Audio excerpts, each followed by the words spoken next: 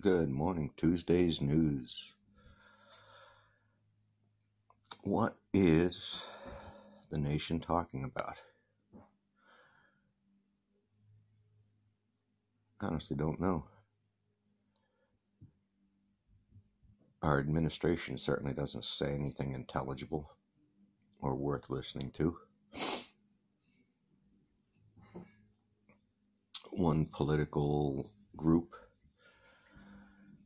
is intensely worried about your crotch area and what you do with it.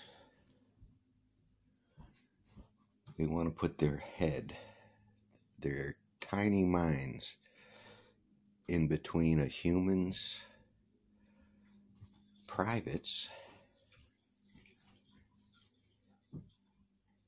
and a doctor. So the doctor had how many years of training? That doctor is in how much debt to pay off to be able to provide medical care? Those doctors do get trained at some of the best teaching institutions on our planet. And yet some pissant people with beliefs think they know more. Behind those voices, paying for those voices, are people with a lot of money, people with a vested interest in this churn. Churn is one of those words that is very useful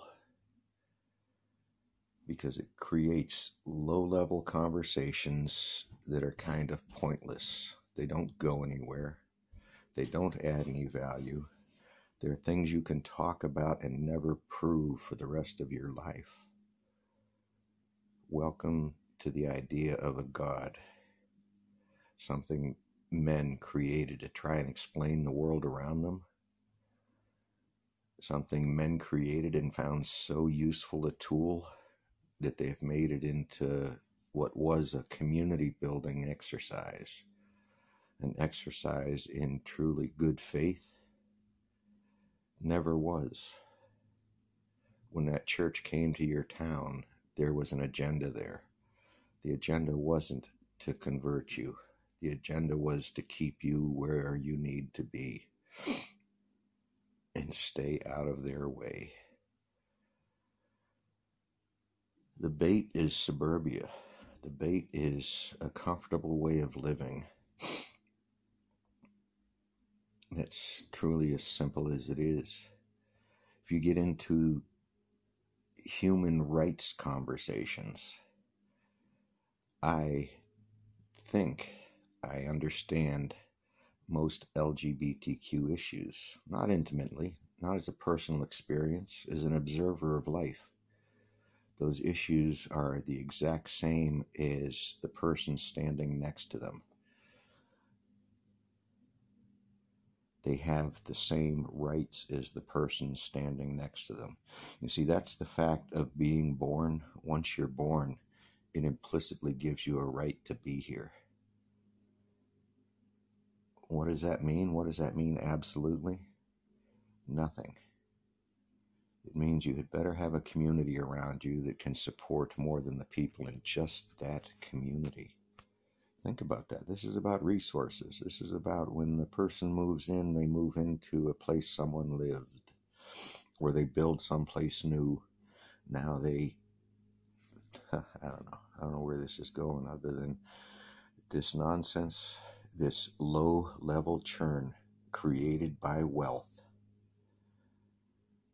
The schools teaching our children to be ignorant about our past and our future destroy communities. They put them at odds with each other over beliefs, over things you can talk about for generations and never prove. Although Santa Claus gets put in his place fairly quickly in life, other things don't. Really weird. How much this has to do with subatomic particle physics is amazing to try to comprehend. It's like when you see a tree, do you see that root ball under the tree? Do you see how large the root ball is? The majority of it extends the width of the tree branches, and that's all. And yet it holds that tree up through wind and rain and storms. But the fact is, those roots extend out 3 times that radius. They become micro roots that you can't see. That's the amazement I see in nature. All the actions going on in that tree, all the chemical reactions, the biological reactions, the geophysical chemical reactions when a root touches a rock and a little bit of moisture helps to move ions off of that rock into the root. Capillary action carries it up through the tree's ecosystem internally, and those minerals are deposited all across. And it's not just minerals, it is compounds and other elements. It is the biological uptake of that tree. If you notice, trees drop their leaves where they live. That's part of their life cycle. They're refeeding themselves as those leaves and detritus dissolve over years and decades under that tree. It becomes nutrients again for the tree. All that decaying matter. It's a tiny circle of life conversation just for that tree at the root level, where those organic roots are touching compounds and elements and breaking little pieces of those things apart and moving them up the tree. If you aren't amazed by that, if you can easily put a bunch of explanatory words in there about the amazement and beauty of a tree, to give that amazement to a child so he goes on and wonders about the food that tree is eating and how its lifetime went with or without people around. I've got trees in the yard that are 3 or 4, maybe 500 years old. What they have seen and can't say is got to be amazing. Some of these trees existed before the cities and the people were here. So, amazing planet, simply amazing. With or without faith. How we got here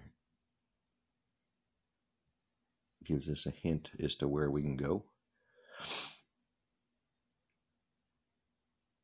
No big headlines, just coffee.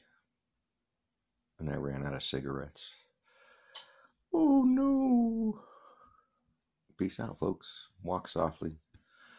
Carry a stick if you enjoy it. Not for defense.